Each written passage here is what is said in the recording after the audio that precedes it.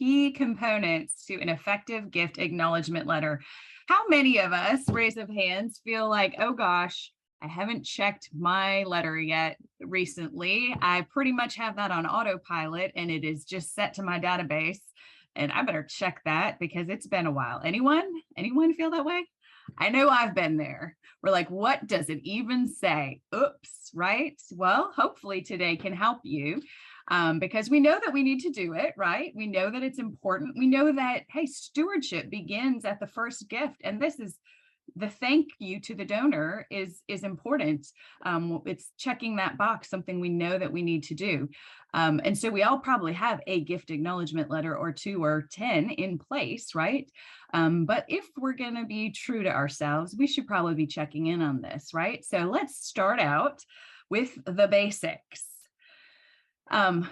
We know that we give our donors official tax receipt for their gifts, right? We know that we need to check the basics to make sure that we're covering those pieces. And so if we do nothing else, we need to generate a gift acknowledgement letter with their name on it, the full legal name of our organization, a declaration of our tax exempt status. Sometimes people forget to have that statement, and there is a statement. I'm going to show you some samples here today. The EIN number, right? Your EIN number. If you don't put that on there, people will be calling who are using this for their official tax letter, right? The date the gift was received. Sometimes we get on a little hiccup on this on the end of the year, and really it's the date you received the gift, not the date they wrote the check or the date, but that's on them to figure that out with their CPA. You are to record it on the date that you receive it. The description of the gift and the amount received, and again, I'll show you a couple of samples here in a minute, where people have really nicely said, you know, this gift of $250, which qualified you for recognition as part of this giving club. That's nice to put that information so they know and can connect back to it. And then any exchanges your organization provided in receipt. How many of us do events? You do gift acknowledgement letters for your events, right? This is where that part gets a little more complicated, right? Anything that you gave of value is to be noted on the basics of the legal requirements of your gift acknowledgement letter.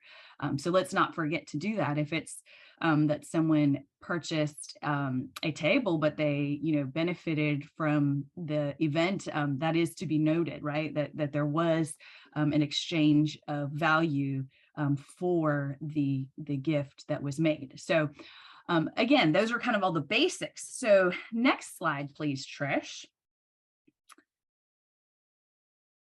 Did I see our friend Ken Coffey on the call? Yes, Ken is on this call. Surprise, Ken, I've used one of your samples. Thank you for allowing me to share. So we've got all the basics covered on this one, very much, right? We've got the name, the full legal name of the organization, Self Regional Healthcare Foundation there. You see at the bottom, the declaration. Please consider this letter as a receipt for your recent contribution in the amount listed above, right? You're going to mail merge and have that amount at the very top. During the 2019 tax year, we're in 501c3 nonprofit organization. There's that tax ID number.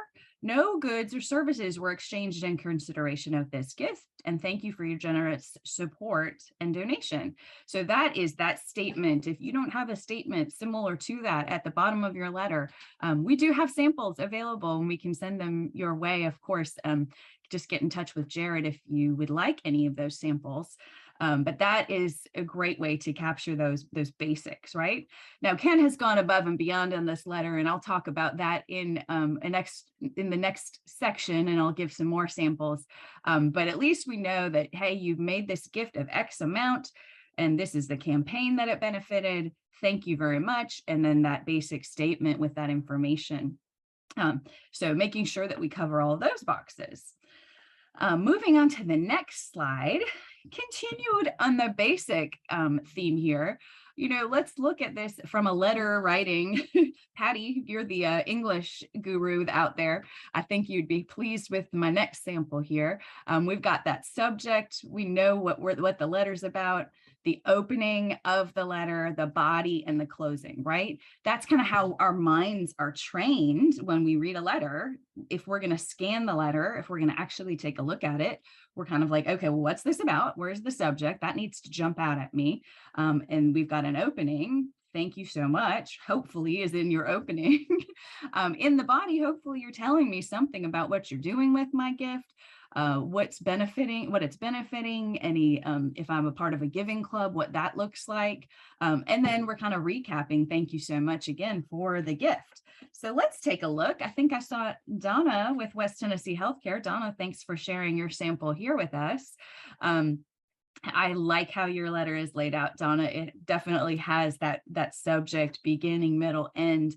You're bringing me in. Thank you for your gift of X amount. Again, that's coming from a mail merge, most likely in your database. And I'll touch on that in a minute. If you are hand inputting this information, you are not working smarter. Let's just put it that way. We want to work smarter instead of harder on being able to get these gift acknowledgements out. And hopefully the volume of your gifts is so high that you do need the mail merge, right? That you're not even able to keep up with inputting information one-off situations. But thank you for your gift of X amount to our Making Room for Love Hospice Home campaign. Your donation will help, right? We're moving on into those touches. And then as a member of the Cornerstone Club, this is what that looks like for you. And then in that closing, we appreciate your generous support for this exciting project at West Tennessee Healthcare Foundation. And then you see at the bottom, they have the receipt number, amount, date, and they're telling you, hey, retain this for tax purposes. You can use this as your official tax letter because, again, look at the bottom, we have that official tax statement on it.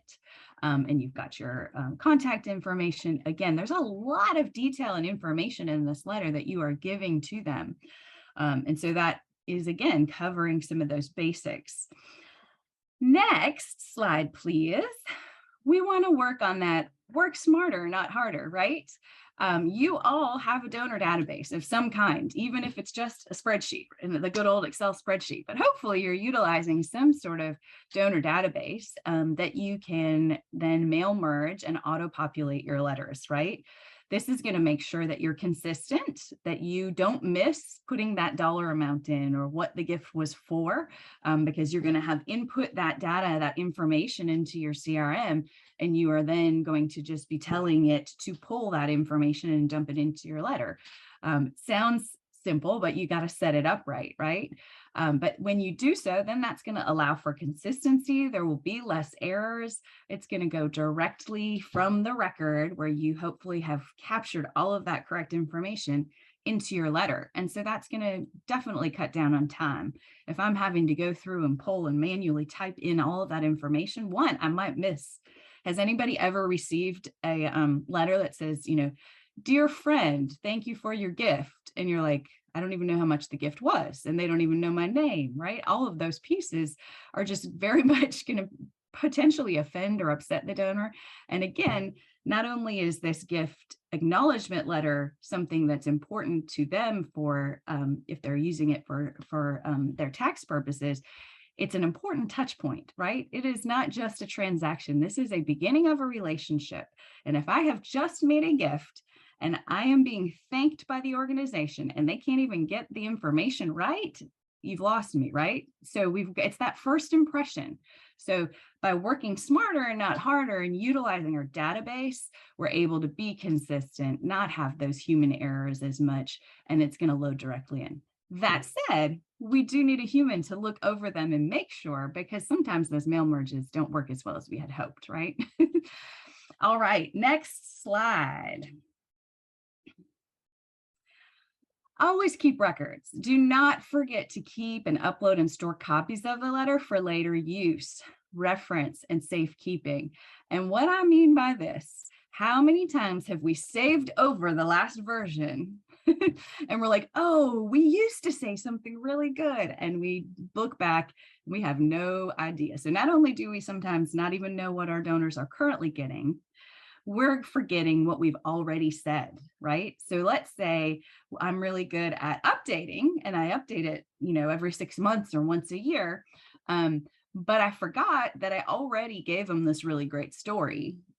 if maybe people won't remember, but maybe they will. Maybe we should have something a little fresh, because if I get a letter once a year from an organization acknowledging my annual gift, and it says exactly the same thing, that doesn't really deepen my understanding of the mission and my connection in any way. So if I'm taking the time to read it, hopefully there's something new. So if we are not keeping copies of what we've stated for that, we're missing the boat on making sure that we're having some variety and we're deepening those touch points, as well as making sure that we do have a consistency of all the factual information that we need to include.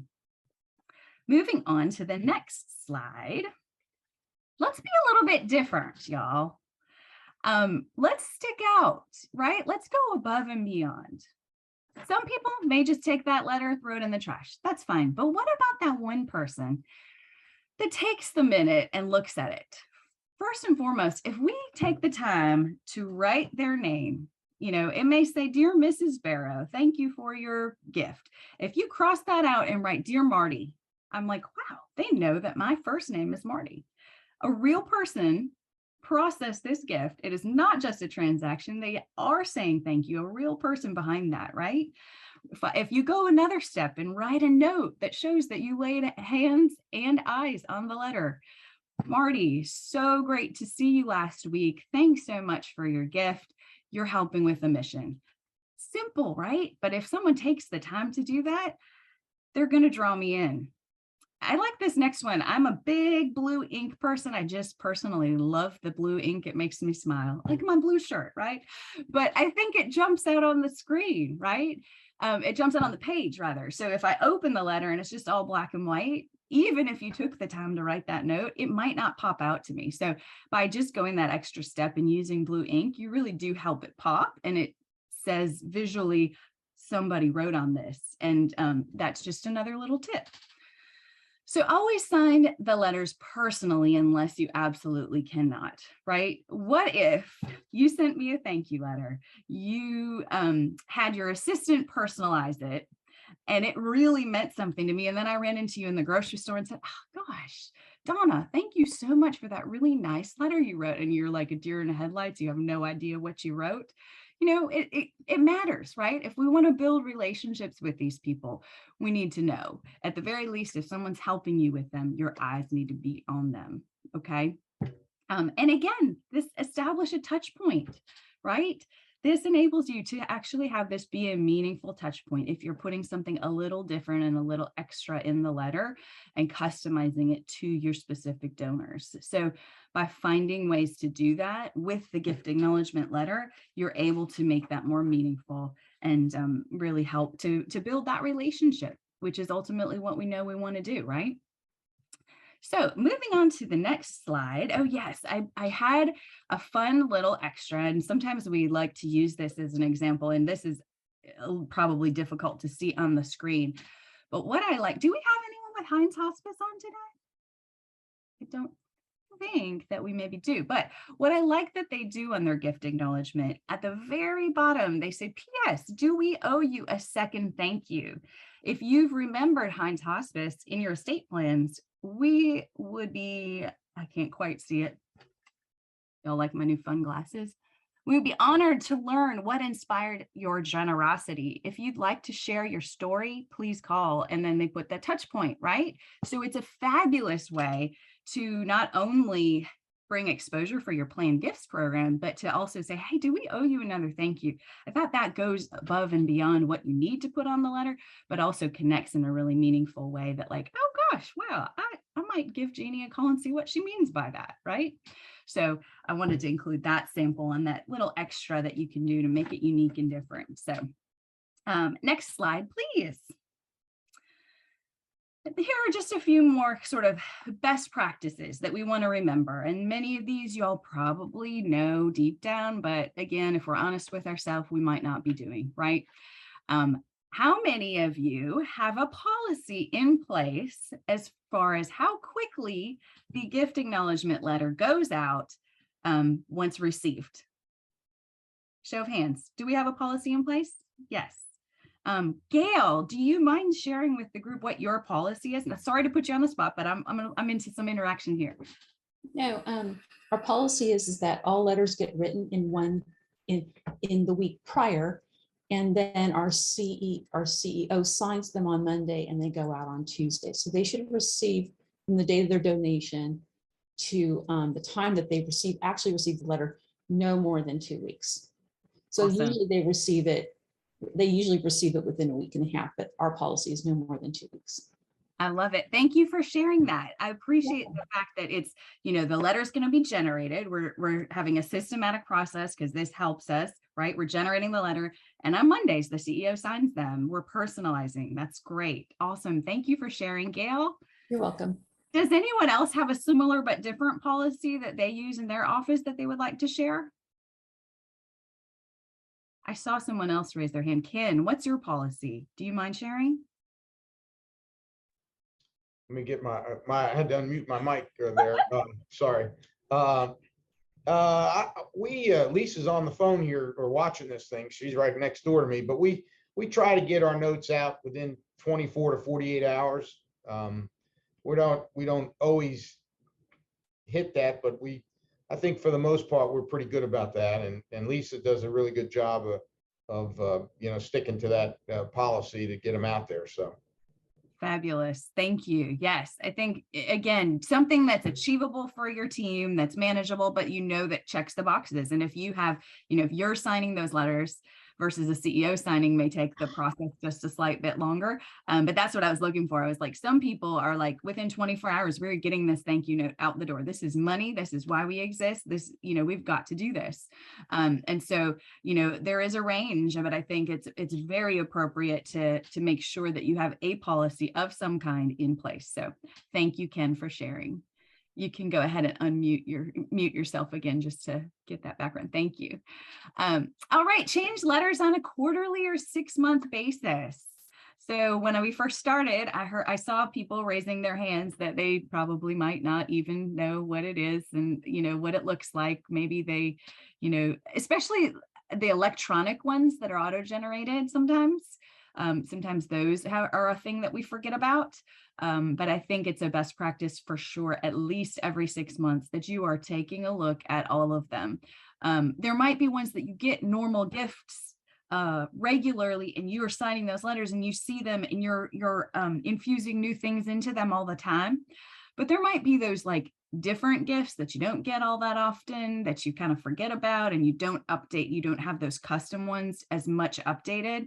I've even seen it where it's like an old campaign and you're like, how the heck did this even happen? We don't even have that anymore. And it's just embarrassing if it happens to get past us and we didn't get our eyes on it. So just having that, knowing how many gift acknowledgement letters that you have that are in your database to be auto-generated, and saying, every 6 months at least, we're going to make sure that we're looking at these and maybe do something slightly different, so we keep that content fresh and current, right? Because it's an important touch point.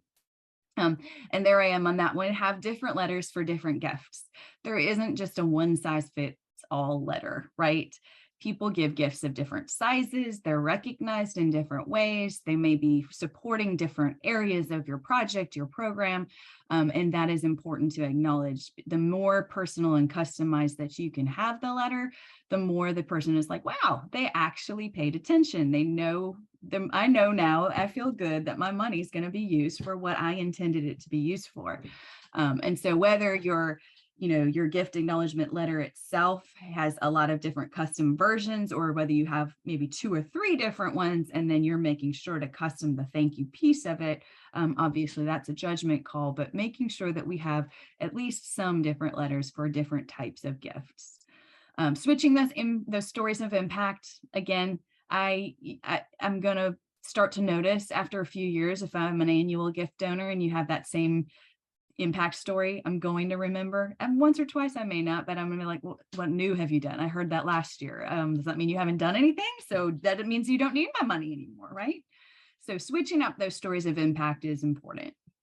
I like including a picture or a graphic to draw attention. I didn't have any samples with that, but there's infographics are fabulous. And those are really great. Like when you're trying to demonstrate impact, that's great. If you've got a photo of a real person that was impacted, that brings it in. Those are just all great things. I've seen a lot of people do a video in the electronic version that's gone for if I make a gift online. That can be really nice too, right? Something that draws me in and says, this is a little more than just that tax acknowledgement, but that this is a deeper thank you and shares something more about the organization. So consider putting a picture or a graphic of some time to just draw attention. It's going to get someone's attention instead of just that black and white text and maybe a pretty blue pen, right? Okay, next, Elizabeth Waters, I see you're on here, and I have a couple of times mentioned, I did want to throw this sample up here. This is Elizabeth's, the auto-generated on the website version, and it actually states in there that attached is an official tax document for your gift where she's covering those other bases. But it's really great. When I make a gift, if I don't get any, and when I purchase something online, if I don't get an automatically generated like receipt or acknowledgement that my card went through, I'm wondering, did they get it? Was I double charged? Did I click it 2 times? You know, like you're wondering. You don't want your donors to be wondering. And so I wanted to throw this one up there. Again, it follows all of the, subject, beginning, middle, end, basics, and then there's an attachment that has the official tax acknowledgement information as well to include with the EIN number, the exact dollar amount, the statement that we make, and all of those things. So if you don't have an auto-generated immediate, hey, thank you for your gift, you're missing the boat on that one too. So let's make sure we're covering that. All right, next slide, please. Oh, I'm come to my final takeaway slide here. So I just urge everyone here today to check and see what you are doing. There's no better place to start than what are we doing right now, right? We've got to make sure we know what we're doing if we're going to build on it. So let's start with that and then decide what you can do better, right? We can't do everything. We can just set ourselves up to work smarter, right? So let's find those opportunities. Maybe it is, you know what, I'm just going to start using a blue ink pen. That's going to make a difference. Let's do that. Maybe it's, I haven't changed an impact story in a while. I'm going to go back to my database of impact stories and information, and I'm going to pull something fresh and new and put that on the letters. And then I'm going to set up a 6-month trigger on my calendar. Have you checked your gift acknowledgement letters lately? Let's check it, right? Very simple takeaway steps that you can put into place right away today to make a difference and make an impact in your gift acknowledgement process. And then set measurable goals for yourself and your team, right? How can we make sure that we are doing what we said we were going to do? How can we make sure if we're, saying, you know what, we are just generating gift acknowledgement letters once a month because we are just barely getting through the days. We have so much to do.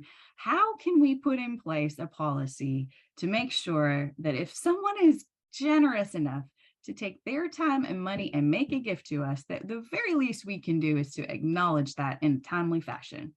Is that 2 days? Is that a week? Is that 2 weeks?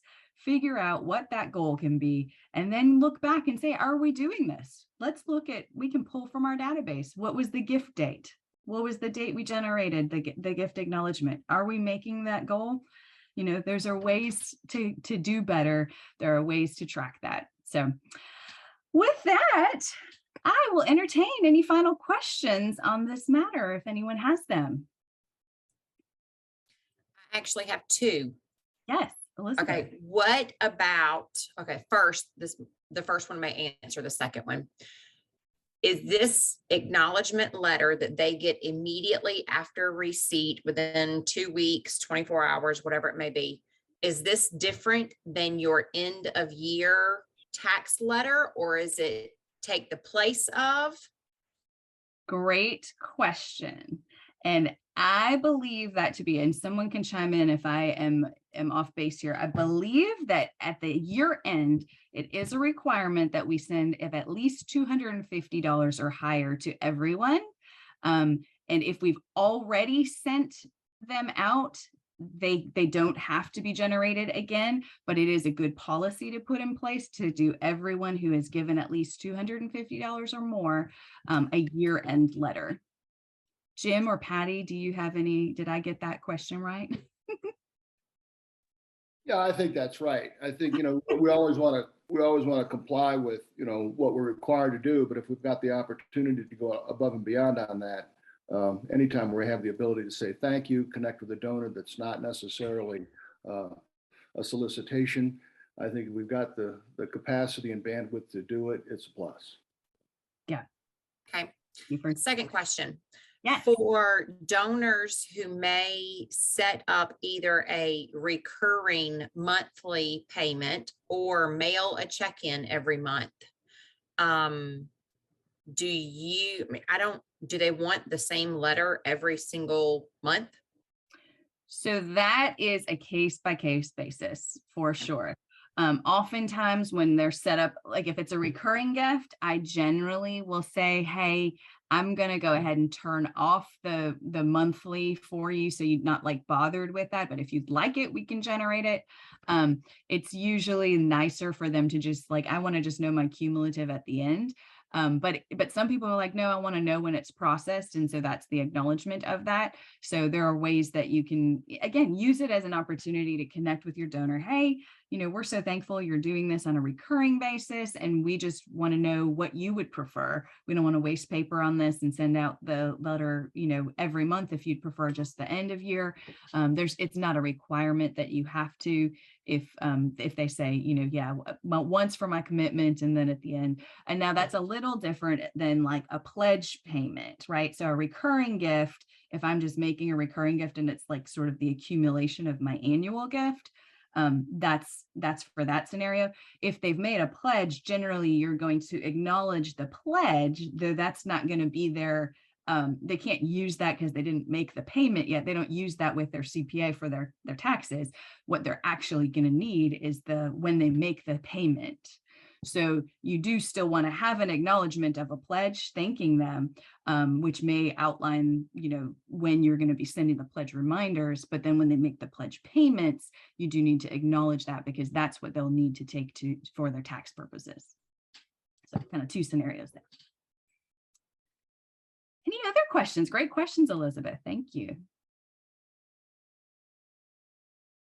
All right. Well, don't forget to follow us on LinkedIn. There is that QR code there. We definitely have lots of great tips and content out there lately, and would love for you to connect with us on LinkedIn. So just a reminder there.